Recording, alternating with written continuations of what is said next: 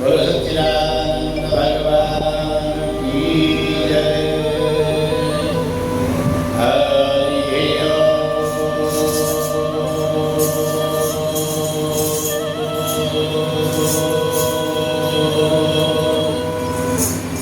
लंबोदरं परमसुन्दरमेकदन्तं पीताम्बरं त्रिनयनं परमं पवित्रं दिव्यदिवाकरनिभोज्ज्वलकान्तिकान्तं विघ्नेश्वरं सकलविघ्नहरं नमामि। देवी प्रपन्नाति हरे प्रसीद प्रसीद मातर्जगतोऽखिलस्य प्रसीद विश्वेश्वरि पाहि विश्वं त्वमेश्वरी देवी चराचरस्य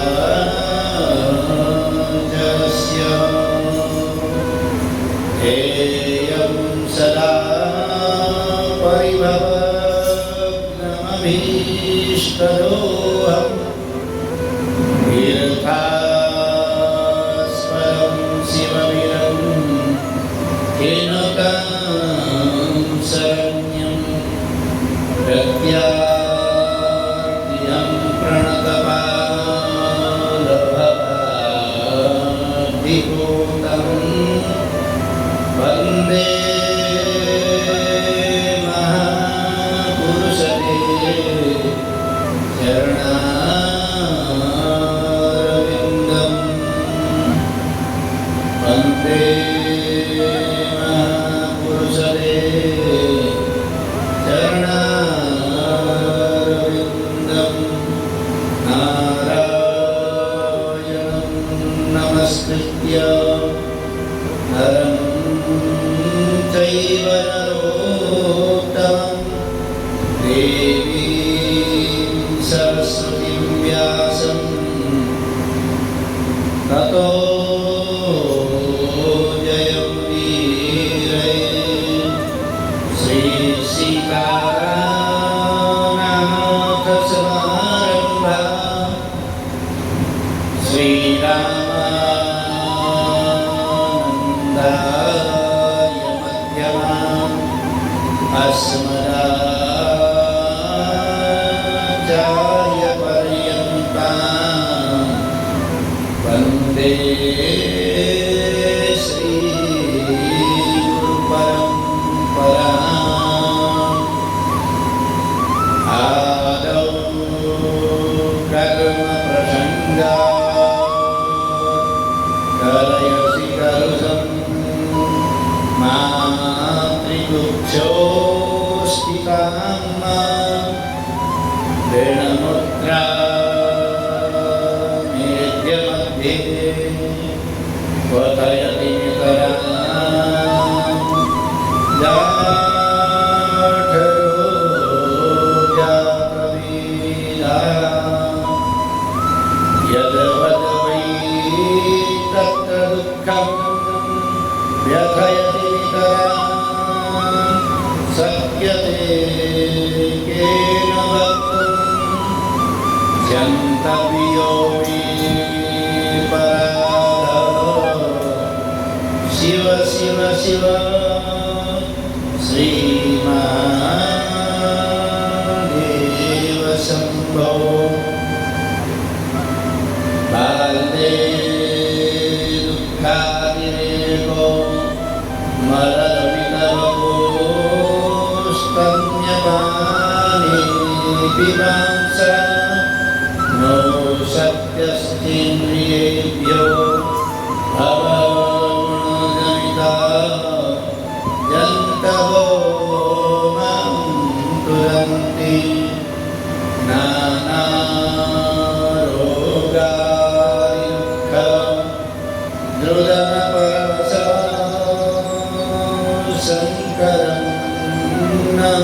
स्मरामि क्षन्तव्यो मे पराधः शिव शिव शिव श्रीमहादेव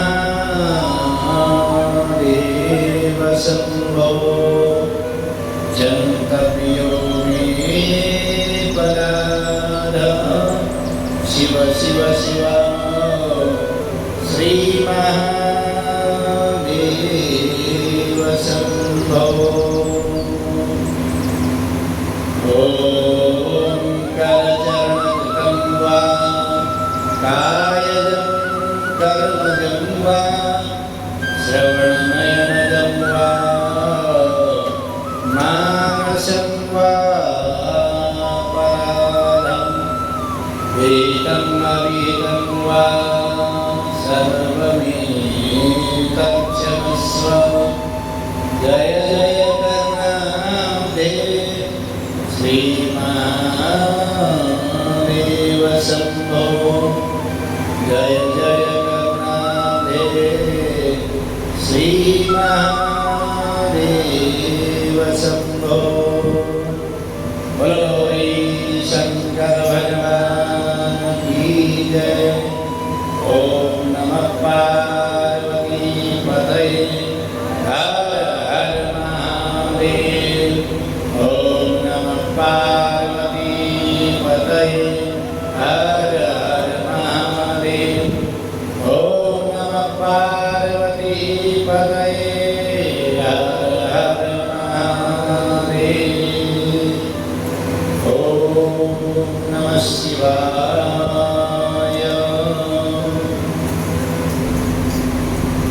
भगवान के नाम संकीर्तन के साथ आज हम इस चतुर्थ दिवस में कथा में प्रवेश करेंगे, नाम का संकीर्तन करेंगे। ओम नमः शिवाय। ओम नमः शिवाय।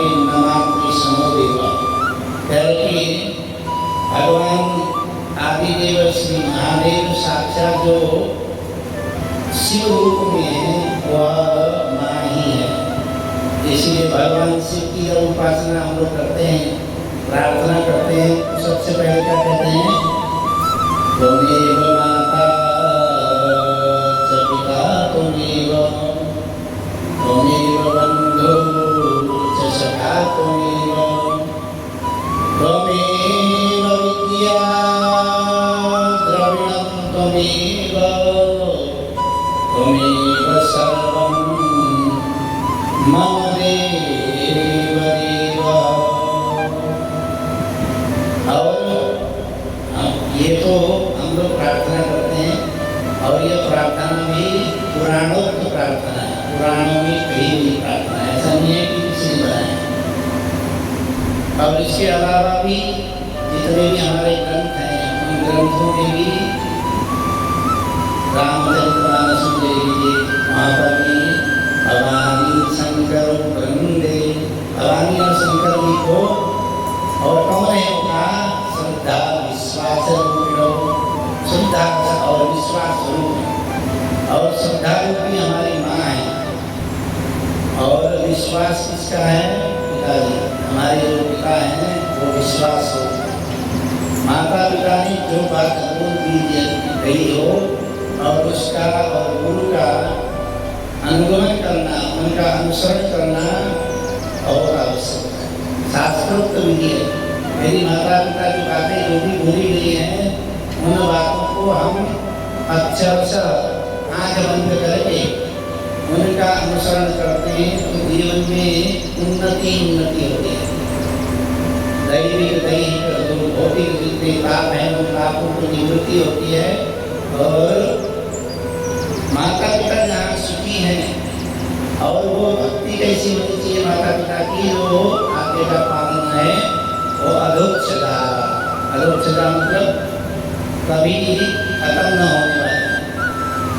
मतलब हुआ तो माता पिता की सेवा कर ली, मतलब नहीं हुआ तो वो सेवा नहीं करी, वो ऐसा नहीं है। माता पिता का आज्ञा का पालन और माता पिता की सेवा अधोक्षदा, प्रश्न रहित क्यों करें, यह प्रश्न रहित है। ऐसे गुरु का मातृदेवो भव पितृदेवो भव। हम लोग क्या है कि शास्त्र तो मानते हैं कि भाई शास्त्र है, शास्त्रों की बात नहीं मानते। माता पिता को मानते हैं, हाँ हमारे मानते हैं, क्यों नहीं मानते? अपने माता पिता हैं तो मानते भी हैं, नहीं मानते, लेकिन माता पिता की बात बिल्कुल नहीं। ऐसे गुरु तो मानते हैं, गुरु की बात बिल्कुल नहीं। और इस समय के हिसाब से परिवर्तन लगातार होता जा रहा है क्योंकि युग का प्रभाव है। तो माता पिता सर्वप्रथम है, उन्हीं माता पिता की आज्ञा का पालन करना, अनुसरण करना हमारे लिए सर्वश्रेष्ठ है। इस बात को जब हम मानते हैं तभी भगवान श्री गौरी शंकर भगवान शिव आपके ऊपर निरंतर कृपा करते रहते हैं। कृपा प्राप्ति के लिए भगवान शिव की उपासना करने से पहले माता पिता ही सर्वप्रथम पूजनीय है व्यवहारिक जीवन में। हाँ, यदि हम लोग इतने योगी हो गए माता पिता से और योग में इतने आगे बढ़ गए, तब भगवान की प्राप्ति के लिए हम लोग भगवान का ही सब कुछ मानने लगते हैं, वो अलग विषय है। तो भगवान की महती कृपा है कि हम लोग श्री शिव पुराण की जो कथा है, कथा श्रवण करने के लिए यहाँ उपस्थित हुए। इस शिव पुराण की कथा में महात्म्य में ही हम लोग वर्णन कर रहे थे कि शिव पुराण करने सुनने से क्या आपको जीवन में लाभ मिलने वाला है। वो हमने पहले परसों की जो प्रसंग था उसमें आपको बताया। अब उसी संदर्भ को आगे बढ़ाते हुए यहाँ पर सौनकी सूत जी से प्रार्थना कर रहे हैं कि वो कह रहे हैं कि हे सूत जी महाराज, आप ऐसी कथा सुनाइए जिससे हमारे शिव की प्रति निरंतर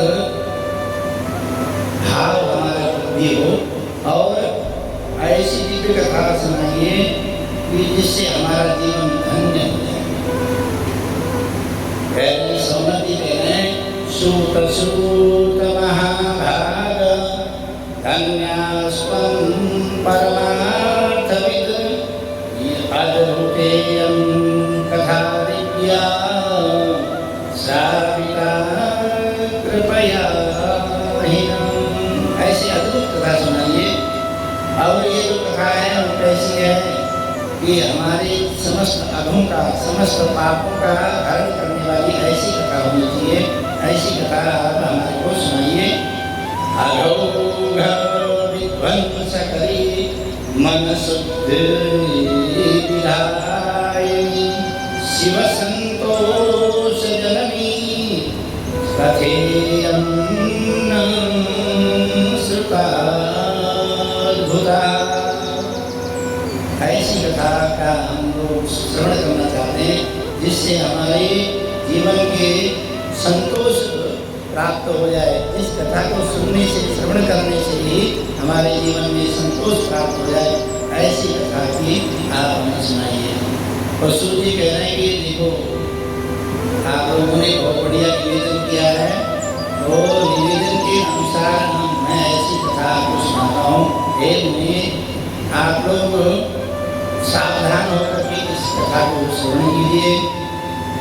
कथा में कह रहे हैं कि ये जो कथा मैं सुना रहा हूँ, इस कथा के सुनने से ही पापों की निवृत्ति होती है। और वो कथा कैसी है? इस कथा श्रवण से ही आपके समस्त पापों की निवृत्ति होगी। ऐसी कथा आपको सुना रहा हूँ।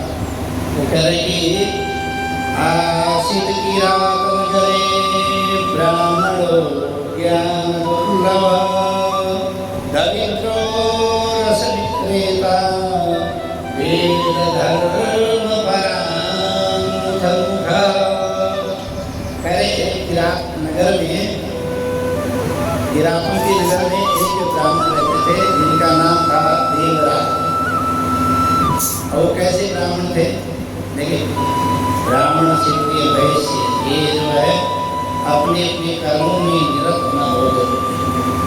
यहाँ वर्णन कर रहे हैं कि ब्राह्मण कैसे थे? कहा ज्ञान दुर्लभ, ज्ञान में दुर्बल थे। और दरिद्रो रस विक्रेता, दरिद्र और रस किसको कहते हैं? रस का यहाँ अर्थ जो है मदिरा से, कह रहे मदिरा को बेचने वाला, ऐसा ब्राह्मण। ब्राह्मणों का जो कर्तव्य है वो मदिरा बेचना तो है ही। तो ऐसा एक किरात नगर नाम में नगर में एक ब्राह्मण रहता था जिसका नाम था देवराज। वह और यही काम नहीं करता था, उसके अतिरिक्त भी काम। वो कह रहे अतिरिक्त क्या करता था? वह जो ब्राह्मण था वह अपने कर्मों में तो निरत नहीं था, ब्राह्मण कर्म से निरत था। और संध्या स्नान परिभ्रष्टो वेश्यावृत्ति परायण। वो कह रहे कि पथभ्रष्ट, क्योंकि कुछ बातें जो है व्यास से अच्छी नहीं लगती, तो वो पथभ्रष्ट अपने मार्गों में भ्रष्ट। और ऐसा जो ब्राह्मण था वह एक दिन क्या हुआ कि ऐसा जो ब्राह्मण है, अब ब्राह्मणों का जो कर्तव्य है हमारे गीता में ब्राह्मण के जो कर्तव्य है उनके बारे में बताया गया। ब्राह्मण क्षत्रिय वैश्य इनके अलग अलग कर्तव्य बताए गए हैं। उन कर्तव्यों का पालन करना जरूरी है। तो कह रहे कि संसिद्धि कैसे प्राप्त होगी, जीवन में उन्नति हम लोग कैसे प्राप्त कर सकते हैं, उसके बारे में गीता में बहुत स्पष्ट बताया है। भगवान ने गीता में 18वें अध्याय में अर्जुन को उपदेश देते हुए भगवान कह रहे हैं ब्राह्मण क्षत्रिय वैश्य और शूद्र चारों जो वर्ण हैं, चतुर्वर्ण हैं, उन चतुर्वर्णों को अपने अपने कार्य में ही निरत होना चाहिए। आजकल कलयुग में हम लोग अपने कर्म से निरत नहीं, अपने कर्मों में युक्त नहीं है। ब्राह्मण लोग भी व्यवसाय कर रहे हैं, क्षेत्रीय लोग भी व्यवसाय कर रहे हैं, वैश्य लोग भी व्यवसाय कर रहे हैं। व्यवसाय में हर कोई व्यवसाय करने लगा। तो कह रहे कि ब्राह्मण का कर्तव्य क्या है? वो कह रहे हैं शौचम शांतिरार्जवमेव च ज्ञान विज्ञानमास्तिक्यं ब्रह्मकर्म स्वभावजं। ब्रह्म का जो कर्म है, ब्राह्मण का जो कर्म है वह है सम। सम का मतलब है शांति। शांति प्रदान करने के लिए वाक्य भी ऐसे बोलने चाहिए, शांति अगले को शांति मिले और सांत्वना देने वाले ऐसे वाक्य। अब कई जगह ऐसा होता है कि ब्राह्मणों के पास हम चले जाते हैं तो वहाँ शांति की अपेक्षा अशांति हो जाती है, क्रांति हो जाती है। तो ऐसा नहीं होना चाहिए। पहले समझ दमन और इंद्रियों का दमन करने वाला ब्राह्मण जैसा होती है, समस्त इंद्रियों का दमन करने वाला, इंद्रियां उसके बस में हो, जो मर्जी आए खा रहे हैं, जो मर्जी आए पहन रहे हैं, जैसी मर्जी आए कर रहे हैं, जो वाक्य बोलने नहीं चाहिए वो भी बोल दे रहे हैं, ऐसा नहीं होता। और तप करने वाला हो। शौच का मतलब पवित्रता बहुत जरूरी है, वैसे तो सभी लोगों को पवित्रता बहुत जरूरी है। कोरोना काल में पता चला कि पवित्रता क्या होती है। आपने देखा तो कोरोना में कहते थे बाहर से आओ हाथ धो। हमारे जो बड़े बुजुर्ग हैं पहले कहते थे हाथ धोए कि नहीं धोए, हाथ धो। और शाम को दीपक जलाते हैं, सुबह दिया जलाते हैं, हाथ पैर धो के तब जलाना, ऐसा बोलते थे। लेकिन आज की डेट में ऐसा नहीं है। यहाँ पर मंदिर में हम लोग बहुत सारे लोग आते हैं, आएंगे सीधे अपना पूजा पाठ करना शुरू। रास्ते में जो आप आए घर से स्नान करके आए हैं, रास्ते में जो आए हैं उसमें अपवित्रता कहीं कहीं स्पर्श हो जाता है। तो कोशिश करनी चाहिए, हाथ धो लिया, थोड़ा पैर में जीटा लगा लिया और आत्मन कर लिया, उसके बाद ही पूजन, जो भी पूजन हम लोग मंदिर में करते हैं, देवताओं की अर्चन करते हैं, देवताओं को पुष्प चढ़ाते हैं, फूल चढ़ाते हैं। और पुष्पों में भी अधिकतर क्या होता है कि फूल धो करके चढ़ा लेते हैं हम लोग, धोना नहीं चाहिए। पुष्प को धोने का निषेध है, क्योंकि उसमें राग जो पराग होता है, वह पराग यदि नहीं चढ़ा तो पुष्प चढ़ाने का कोई लाभ नहीं। अब तो सुगंधी भी नहीं है पुष्पों में, सुगंधी युक्त तो पुष्प होने चाहिए। कह रहे हैं कि शौचम पवित्रता बहुत जरूरी है। यदि हमारे जीवन में पवित्रता नहीं है, चारों वर्गों में पवित्रता बहुत जरूरी है। लेकिन ब्राह्मण मुख्य है, ब्राह्मण से ही सभी लोग सीखते हैं। ब्राह्मण ही मुख्य धारा में प्रथम गुरु माना गया है। वर्णानाम ब्राह्मणों गुरु, वर्णों में चतुर्वर्णों में ब्राह्मण को गुरु माना। और वही यदि पवित्रता नहीं रखेगा, शुचिता नहीं रखेगा, अपवित्र रहेगा, बिना स्नान की मंदिर में आएगा, तो फिर और लोग क्या होता है, और बताएगी। तो ब्राह्मण का जो स्वभाव है ऐसा होना चाहिए। और शांति राजवम ज्ञान विज्ञान मास्तिक्यम ब्रह्म कर्म स्वभाव, मेरा ज्ञान देने वाला हो और सभी शास्त्रों को जानकारी रखने वाला हो, ऐसे को ब्राह्मण शब्द ब्राह्मण बोला।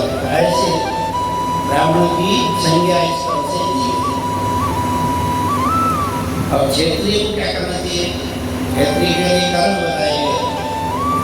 क्षेत्रीय के लिए कर्म है शौर्यं तेजो धीर्दाक्ष्यं युद्धे चाप्यपरायणं दानमीश्वरभावश्च छात्रं कर्म स्वभावम्। क्षत्रिय का जो कर्म है वो है शौर्य, वीरता और तेज और धृति। धृति मतलब धारण करने का योग्य, धैर्य, जिसको हम धैर्य कहते हैं वो धृति है, धैर्य धारण करने का। कभी कभार ऐसा होता है राजा महाराजा यदि धैर्य धारण न करे तो राज्य से भी वंचित होना पड़ता है। यदि आप राजा बनना चाहते हैं तो उसके लिए धैर्य बहुत जरूरी है। किसी भी क्षेत्र में यदि राजा बनना चाहते हैं तो धैर्य बहुत जरूरी है। जैसे आपने देखा होगा कि अमिताभ बच्चन जब शुरू की तो बहुत सारी मूवी जो है उसकी फेल हो गई। धैर्य की बात था, उसने धैर्य धारण किया। यदि धैर्य धारण नहीं करता वो ये कहता कि मूवी मेरी करनी नहीं, ऐसा करता मैं सिंगिंग का देता हूँ, गाने का प्रयास करता। फिर कुछ दिन गाड़ी में नहीं चलता तो फिर कुछ और कार्य कर लेता हूँ, ऐसा सोचता तो क्या अमिताभ बच्चन सुपरस्टार बन जाता? नहीं बनता। तो धैर्य धारण करना और जरूरी है। और आगे बताया गया युद्धे चाप्य पलायनम, युद्ध में अपलायन, पलायन मतलब भागना। यदि युद्ध होने लग जाए और ऐसा लगा कि डरने लग गया, भाई अब मैं जीतूंगा नहीं, भाग गया, तो जो क्षेत्रीय होता है या तो युद्ध में मारा जाता है और या युद्ध जीत करके आता है, उसका कोई काम नहीं। तीसरा भागने का नहीं है, पलायन करने का नहीं है।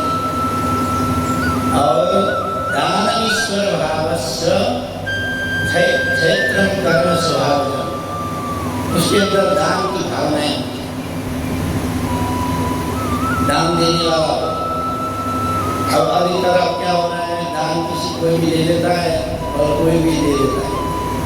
देना तो अच्छी बात है, दान देना, लेकिन दान देने का तीव्र दोष लगता है और दान लेने का अधिकार हर किसी को नहीं है। लेकिन आप आपकी डेट में भी तुम कर सकते हो, हम भी करेंगे। मंदिर में तुम ब्राह्मण पूजा कर सकते हैं, हम क्यों नहीं कर सकते? हमारा भी अधिकार बराबर है। हमारा खून और हमारे खून में कोई अंतर नहीं है, यह हमारी स्वतंत्रता है, ऐसा नहीं है। जैसे आपने देखा होगा, हमारा जो शरीर है पूरा का पूरा शरीर हमारा ही है। पैर, हमारे जो शास्त्र है उसमें इस शरीर को ही चतुर्वर्ग में माना है,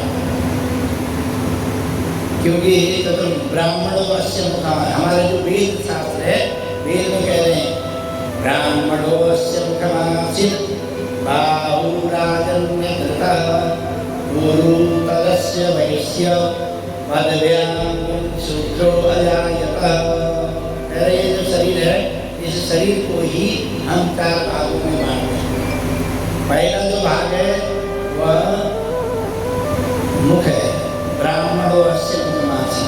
मुख जो है ये गर्दन से ऊपर की जो हिस्सा है वो ब्राह्मण है। देखिए, शरीर का अन्य अंग यदि कट जाए तो शरीर चल जाता है, लेकिन सर ही कट जाए तो हमारा शरीर नहीं चलता है। और मुख से ही सारी चीज़ें अंदर जाती है और मुख से ही हम लोग अच्छी बातें बोलते हैं और उसी कारण से मुख से ही हम लोगों को प्रभावित करते हैं। मुख से ही कथाओं का वाचन होता है, मुख से ही अपशब्द भी निकलते हैं। तो मुख प्रथम है। तो ब्राह्मणोस्य मुखमासी, मुख जो है ब्राह्मण है। फिर आगे बाहुराजन्य कृतः, भुजाएं आपकी मजबूत हो। तो कहते हैं ना, बाजू में तुम्हारा दम है, बाहर और युद्ध करने आ जाओ। तो बाजू में के कौन है? क्षेत्रीय है। शरीर, इसी शरीर में 4 वर्ण समाहित है। और यदि पेट खराब हो जाए तो पूरा सिस्टम ही खराब रहता है। इसीलिए जो वैश्य है, जो व्यापार करने वाला, पेट ही व्यापार करता है, सब जगह खा करके वहाँ रखता है, फिर वहाँ से अनेकों चीज़ों को, अनेक हड्डियों की मज्जा भेजता है, शरीर में पुष्टि देता है, मन को तुष्टि देता है, वह उधर ही करता है। तो और जो यदि पैर ना हो तब हम कार्य करने में असमर्थ हो जाते हैं। तो पैर भी बहुत जरूरी है। पद्भ्याम शुद्ध हो जाएगा, पैर जो कौन है, यही सेवक है। लेकिन इनको व्यवस्थित कर रखना है, लेकिन इसमें कोई पैर का काम न मुख कर सकता है, मुख का काम न पैर कर सकता है। उधर का जो कार्य है वो उधर ही पूर्ति कर सकता है। मुख में आप कितनी चीज रख लीजिए, आपको पूरे शरीर में कुछ होने वाला नहीं है। और शरीर में ताकत भी तभी आएगी जब उधर हमारा अच्छा होगा। इसीलिए मुख और उधर का मुख्य रूप से हमारे जीवन में प्रभाव होता है। उधर का पेट का, यदि पेट गड़बड़ है तो सारा सिस्टम गड़बड़ है। तो ऐसे ही जो 4 चतुर्वर्ग है, उन वर्गों में, चतुर्वर्णों में इस तरह से विभक्त किया गया है। और आगे बताया गया है कि वैश्य का कर्म क्या है। अब हम लोग वैश्य कर्म करने लग जाते हैं। व्यापार का कार्य जो है वैश्य का ही है, उससे पृथक नहीं करना चाहिए। कह रहे कि वैश्य का जो कार्य है वो क्या क्या है, वो गीता में बता रहे हैं। 18वें अध्याय के 44वां श्लोक है, उसमें बता रहे हैं ऋषि गौराक्ष वाणिज्यम वैश्य कर्म स्वभावजम परिचार्यात्मकं कर्म शूद्रस्यापि स्वभावजम। करे कृषि का जितना कार्य है वो व्यापारियों का है, लेकिन अब कृषि का जो कार्य कोई भी करने लगे। कृषि गोरक्ष, गौ की रक्षा करना, गौ की सेवा करना। अभी भी आप देखेंगे गौशाला जो भी बना रखी होंगे, अधिकतर वैश्यों में ही गौशाला का निर्माण करते हैं। ब्राह्मण गौ पालते हैं, लेकिन गौशाला का निर्माण, उसमें सेवा जो है अधिकतर वैश्य परिवार ही करते हैं। और वाणिज्य का कार्य, वाणिज्य मतलब धन पैसा लेन देन का करने का। आजकल जो फाइनेंस है, बाहुबली जो लोग है वो फाइनेंस से करते हैं, इसीलिए वो सारा सिस्टम गड़बड़ा है। अधिकतर जो बाहुबली जो ताकतवर लोग होते हैं वो कहते हैं हमारे पास ताकत है, पैसे निकलवा लेंगे, जो लोन लेगा उससे हम निकलवा लेंगे। इसीलिए वो ताकतवर जो लोग हैं वो लोग कर रहे हैं। लेकिन कर्म जो है वैसे व्यापार कैसे करना है, कैसे व्यापार में लाभ हो सकता है, कैसे व्यापार में उन्नति हो सकती है, वो वैश्य गुण में स्वभाव जो गुण है। किसी वैश्य के पास कितना धन है, आप उसकी तुलना, आप उसको कह नहीं सकते, आप उसको जज नहीं कर सकते। ब्राह्मण के पास कितना ज्ञान है, आप जज नहीं कर सकते। और पराक्रम वैश्य जो क्षेत्रीय है उसके पास कितना सामर्थ्य है, आप जज नहीं कर सकते, बाहर से दिखेगा नहीं। तो कह रहे कि ऐसा क्यों आपने अलग अलग क्यों बांट दिया। तो वो बोल रहे हैं कि सो कर्मण्यभिरता संसिद्धिर्लभते नरः। अपने अपने कर्मों में जब हम निरत रहते हैं तभी हमारे को संसिद्धि की प्राप्ति होती है, जीवन में उन्नति प्राप्ति होती है और सुख शांति समृद्धि तभी प्राप्त होती है। नहीं तो जितना भी है अशांति जो फैली है उसका मुख्य कारण यही है, क्योंकि चतुर्वर्ग में जो कर्म है अपने अपने कर्मों में हम लोग निरत नहीं है। और नहीं हम अपने कर्मों में, कई जगहों में आपने देखा होगा कि कर्मकांड का क्षेत्र है, ज्योतिष का क्षेत्र है, एस्ट्रोलॉजी का जो क्षेत्र है, वास्तु का जो क्षेत्र है, वो अन्य लोग भी कर रहे हैं, लाभ जरूर प्राप्त हो रहे हैं, लेकिन संसिद्धि नहीं प्राप्त, संसिद्धि की प्राप्ति नहीं होती है। ऐसे ही वो जो देवराज था वो अपने कर्मों में चित्त होने के कारण उस पद भ्रष्ट हो गया, वेश्यागामी हो गया और लोगों से धन हड़प करके, लोगों से किसी भी तरह से धन पैसा हड़प करके उन लोगों को ठग देता था। ऐसा दुष्ट स्वभाव का वो नाम देवराज उसका नाम। ऐसे दुष्ट स्वभाव का जो व्यक्ति, और इतना ही नहीं, वो कह रहे हैं कि एक बार वो स्नान करने के लिए किसी तालाब में स्नान करने गया, तो वहाँ उसने किसी स्वैरिणी को स्नान करते हुए देखा। स्वैरिणी का मतलब समझ रहे ना, अपने आप मन में अपने हिसाब से विहार करने वाली एक ऐसी जो स्त्री होती है उसको संस्कृत भाषा में स्वैरिणी कहा जाता है। कि अपनी मर्जी से किसी को भी चुन ले, उसके साथ विहार करे। ऐसे स्वैरिणी को स्नान करते हुए उसने देखा और देखते ही उसके प्रति मुग्ध हो गए। यहाँ पे सूची कह रहे हैं, श्लोक आप सुनिएगा, कह रहे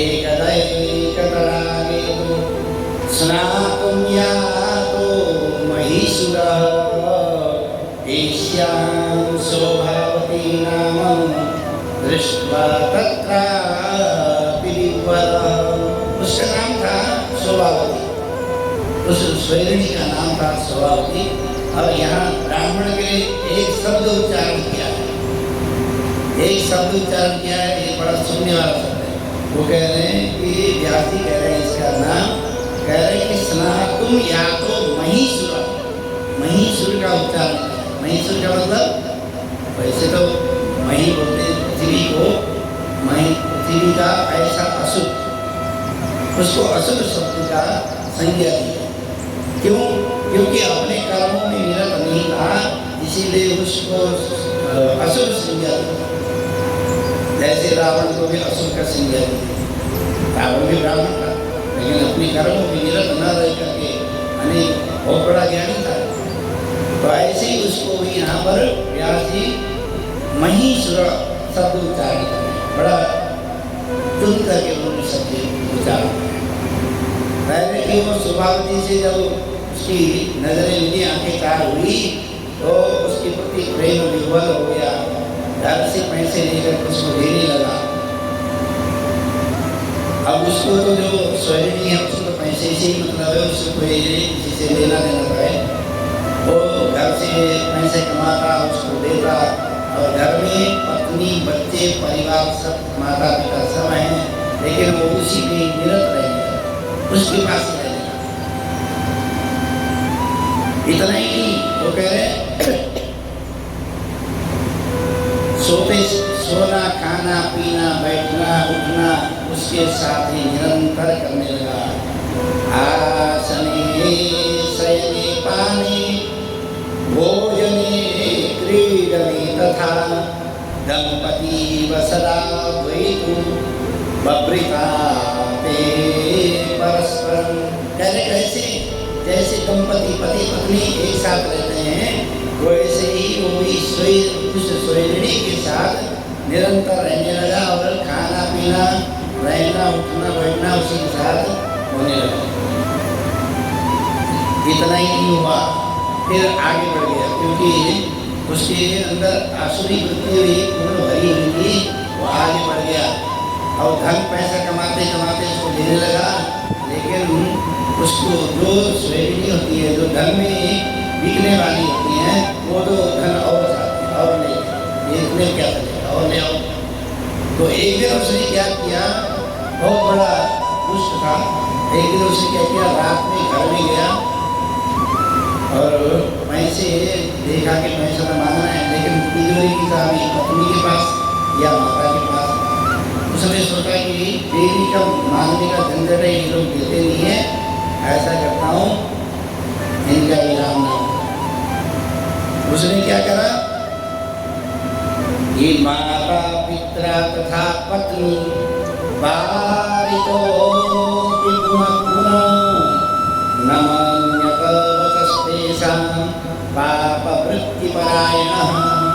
कह रहे कि सूर्य कह रहे हैं कि उसने अपनी माता पिता पत्नी को रात्रि में मार दिया, और मार करके जो धन पैसा घर में था सारा का सारा उठा करके ले गया उस स्वैरिणी के पास, और स्वैरिणी प्रसन्न हो गई। वो जो स्वभावती नाम जिसका था, वह बड़ी प्रसन्न हुई, तो कहने लगी बहुत अच्छा काम किया। और कुछ दिन उसके साथ बिताने के बाद पता चला, उसको पता चला कि भाई मैंने तो माता पिता को मारा है, पत्नी को भी मारा है। धीरे धीरे राजा के जो सेवक हैं वो ढूंढते हुए मुझे आएंगे और एक दिन में ही पकड़ा जाऊंगा। उसने क्या सोचा कि भागना ही उत्तम है, वो वहाँ से भाग गया। घर से भाग करके उस शोभावती से भी, क्योंकि बहुत दिन रह गया और धन पैसा उसको देना नहीं पा रहा था, और उसमें भी कोई ज़्यादा उसको साधारण भाषा में बोलते हैं घास नहीं था, वो कहते हैं उसने भी ज़्यादा महत्व तो नहीं दिया। तो वो वहाँ से उसको डर लगा कि अब मुझे मारा जाएगा, मारा जाऊँगा या पकड़ा जाऊँगा, इससे अच्छा तो मुझे भागना चाहिए। पहले भाग करके वो कहाँ गया, पहले प्रतिष्ठान को, जो कहते हैं कि झूसी प्रिया उसका नाम था, ऐसी जगह भी वहाँ पहुँचा। अब जब नई जगह जब जाते हैं तो नया जगह में कुछ पता होता नहीं, क्या करें, किससे बात करें। तो घूमते घूमते घूमते एक शिवालय जहाँ शिव जी का बढ़िया दिव्य मंदिर था, उस शिव मंदिर में जाकर के बैठा तो देखिए बहुत दिनों से चलता फिरता आ रहा था, कहीं रुकने की जगह मिली नहीं मुझे। उस समय भी ग्राम में जो लोग हैं हर किसी वैसे रखते ही थे, फिर उसको डर भी था। तो क्या किया वो उस शिवालय में बैठा, शिवालय में वहाँ इसी तरह से भगवान शिव महापुराण की कथा चल रही थी। वो कथा सुनने ये सूत जी सुना रहे हैं आपको कथा, सूत जी की और सौनक आदि ऋषि मुनि को सुना रहे कि वो वहाँ कथा सुनने लगा।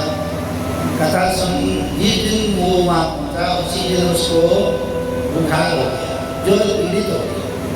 तो ज्वर पीड़ित होकर के कह रहे हैं कि स्थित्वा तत्रापित विप्रो ज्वरेणाति प्रपीडित, उसको बुखार हो गया, बहुत ही बुखार हो गया। लेकिन बुखार के साथ साथ देखिए धार्मिक स्थानों में क्या होता है, तो लोग कोई आ जाए ऐसे चलता फिरता राहगीर यदि कोई आ जाता है तो उसको बैठने की व्यवस्था तो कर ही देते हैं।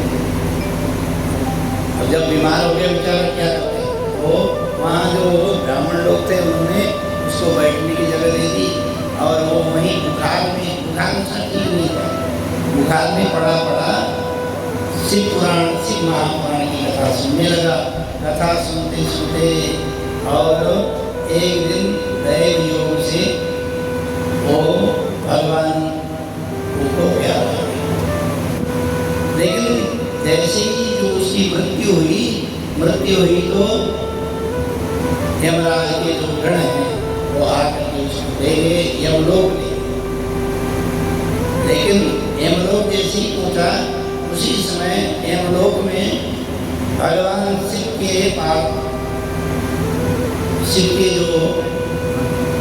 जो गण हैं वो भी आ गए और उन्होंने शिव गणों को जो उस दुष्ट को यमराज के जो दूत हैं उन्होंने जो जकड़ा हुआ था पासों में बांध रखा था उसको वहां से छुड़ाने लगे। और जब छुड़ाते हैं किसी को कोई बंधन में छुड़ा रहे तो उनके अधिकार में वो है, वो उसको छुड़ाते समय उनके आपस में बहसबाजी है। वो कहने लगे ये पापी है, इसने माता पिता का हत्या की है, इसने अपने कर्मों में हिंदू रहा है। और भगवान शिव के जो गण हैं वो शिव के गण कह रहे नहीं ये भगवान शिव की कथा सुनी है, उनके आपस में बहसबाजी होने लगी। तो इतने में अंदर से यमराज जी को बोला, जब जोर जोर से सुनाई दिया यमराज जी अपनी सभा छोड़ करके वहाँ आए। जैसे आए देखा तो भगवान शिव के पास शिव के ही गण हैं, वो शिव के जो गण हैं वो भगवान शिव के ही स्वरूप में श्वेत वस्त्र धारण किया हुआ है, सिर में दिव्य जटा है, हाथ में त्रिशूल है और त्रिनेत्रधारी है। ऐसे भगवान के शिव के ही साक्षात स्वरूप में जब शिवगणों को देखा तो जो यमराज जी हैं वो सारी बात समझ गए। उन्होंने कोई चर्चा नहीं करी, उन शिवगणों को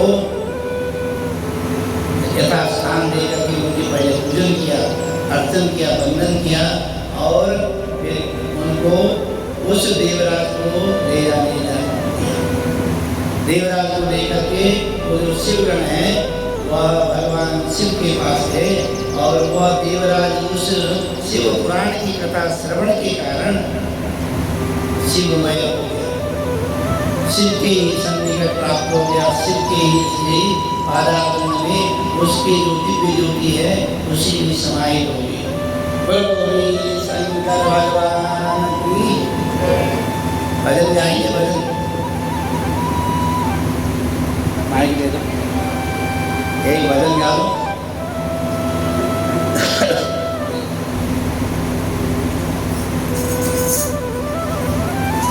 बोलो शंकर भगवान की जय। ओम नमः पार्वती पतये। ऐसी ये दिव्य शिव पुराण की कथा है, यह परम पावन करने वाली है। इसके श्रवण मात्र से ही हमारे पापों की निवृत्ति हो जाती है।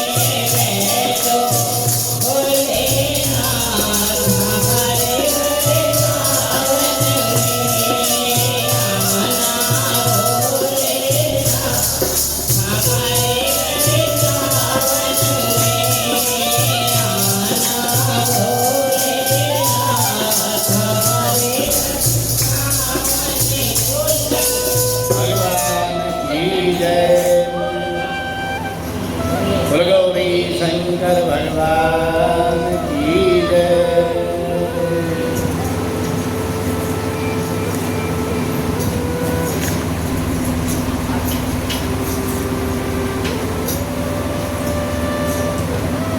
एक भगवान का भजन हम भी सुनाते हैं आपको। हमारे को ऐसे भजन का हम अभ्यास नहीं है, लेकिन प्रयास करेंगे। आप लोग भी साथ में कर सकते हैं। बोलो गौरी शंकर।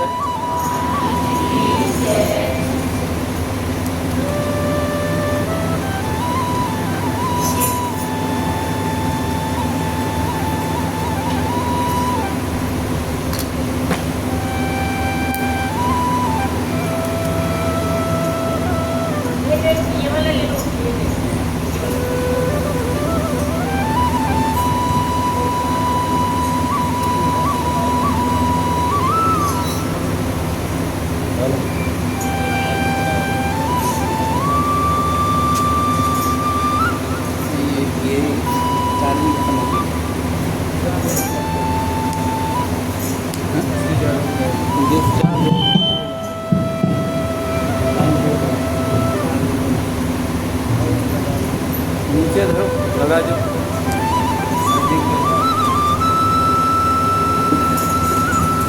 चार्जिंग खत्म हो गई।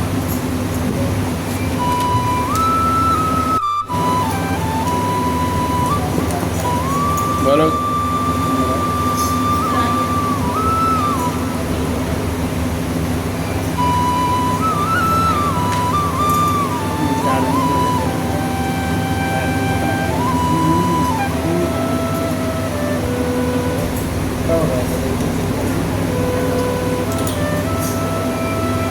चलिए आरती कर लेते हैं, वे कल करेंगे।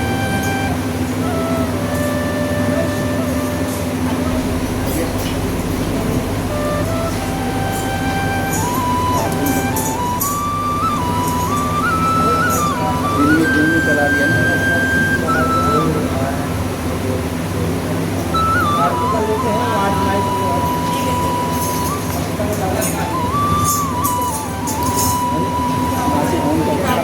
चार्जिंग ऑन कर दिया, चार्जिंग ऑन कर दिया। नीचे से ऑन कर दिया।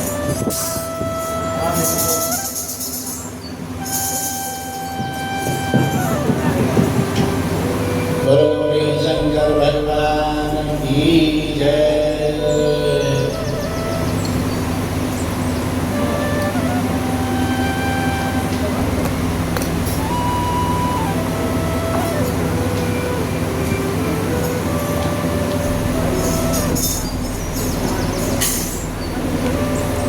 आ जाइए, आपकी के लिए रहिएगा।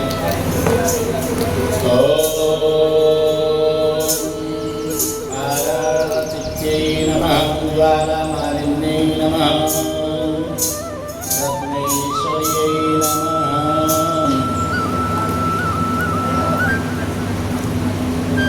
शीर्षगंग अर्धंग पार्वती सदा विराजत कैलासी।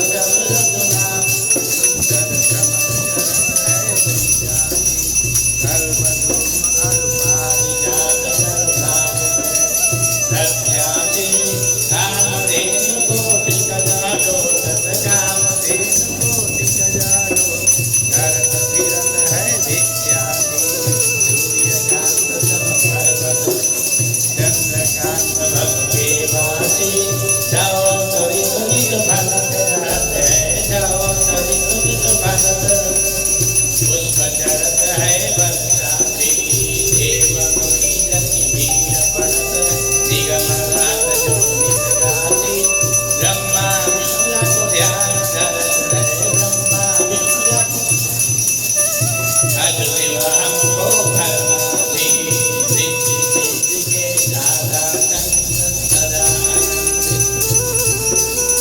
जिनको सुमिरन सेवा करता, प्रभु जी को सुमिरन सेवा करता, छूट जाए यम के फांसी, त्रिशूलधर जिसको ध्यान निरंतर मन लगाए कर जो काशी, दूर करो विपदा शिव तन की कष्ट हरो विपदा, तन की जन्म जन्म शिव पद पाती, कैलासी काशी केवा शिव अविनाशी मेरी सुधीरो, सेवक जान सदा चरण को बालक जान सदा भक्तन, अपनो जान कृपा की जो, आप तो प्रभु जी सदा सयन भाव गुण में, तब ढकियो सब अपराध क्षमा कर सन, मेरो अपराध क्षमा कर भोले, करके विनती सुनियो, अभय दान दीजो प्रभु को सकल सृष्टि हितकारी, श्री भोलेनाथ बाबा अलग निरंजन, वैद्यनाथ बाबा अलग निरंजन, भव भंजन भव हितकारी, काल हरो हर कष्ट हरो हर दुख हरो दारी, नमामि शंकर भजामि भोले बाबा, नमामि शंकर भजामि, हर हर शंकर ओम शरण, बोलो हर हर शंकर तव शरण, बोलो हर हर शंकर, बोलो हर हर शंकर तव शरण, कर्पूर गौरम करुणावतारम संसार सारम भुजगेन्द्रहारम, सदा वसन्तं हृदयारविन्दे भवं भवानी सहितं नमामि, पादमध्ये तरन्तोऽयं भ्रामितं देवोपरि, अंगलग्नमनुष्याणां सर्वं पापं दुःखं कष्टं विभोधि, आरती के ग्रहणम, आरती ले लो, सबको दे दो आरती।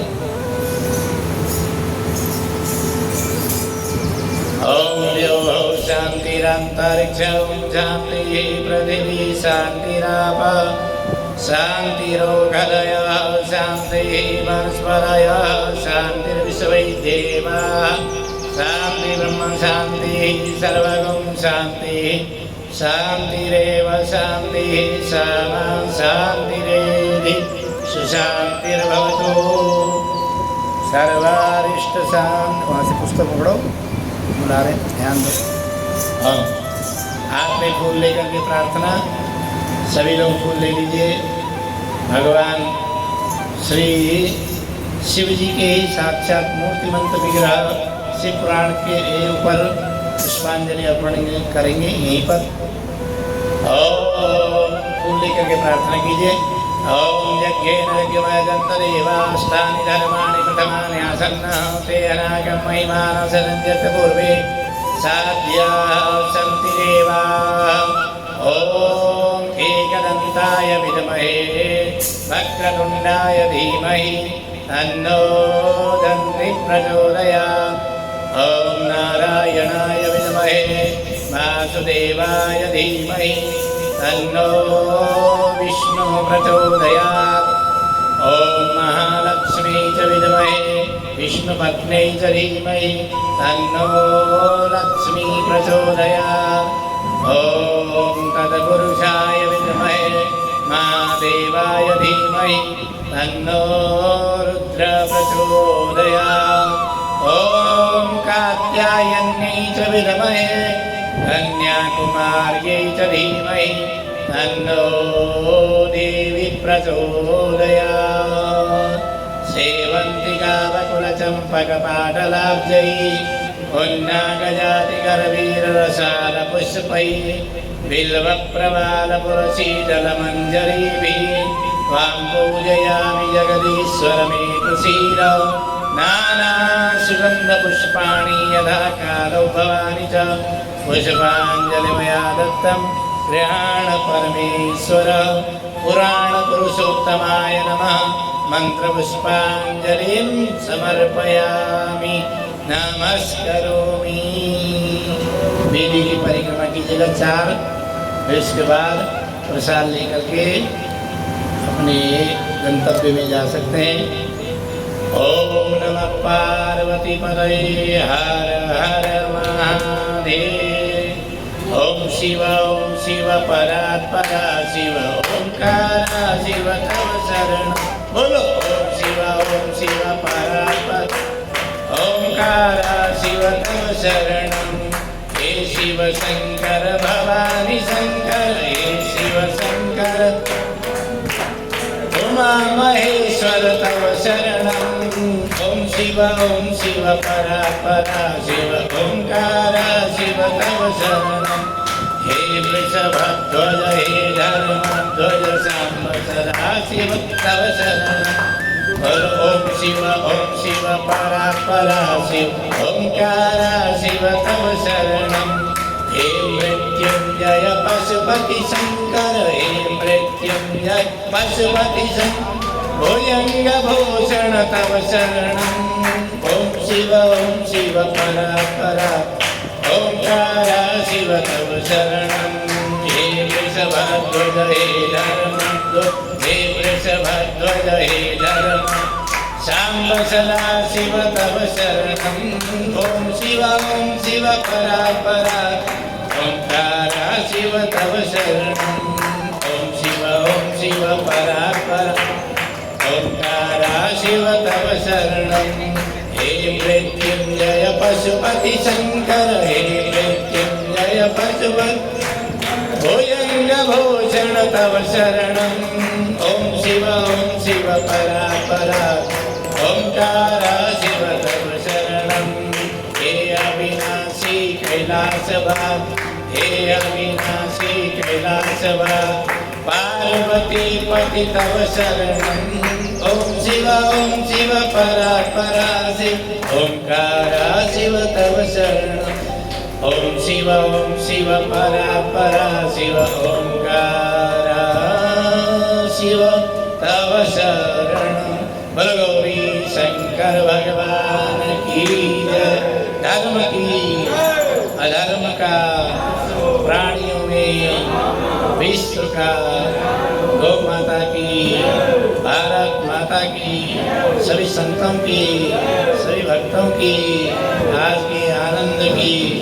ओम नमः पार्वती पतये हर हर महादेव। ओम नमः पार्वती पतये हर हर महादेव। ओम नमः पार्वती पतये हर हर महादेव। सभी लोग बैठ जाएंगे, बैठ करके प्रसाद ग्रहण करेंगे, उसके बाद फिर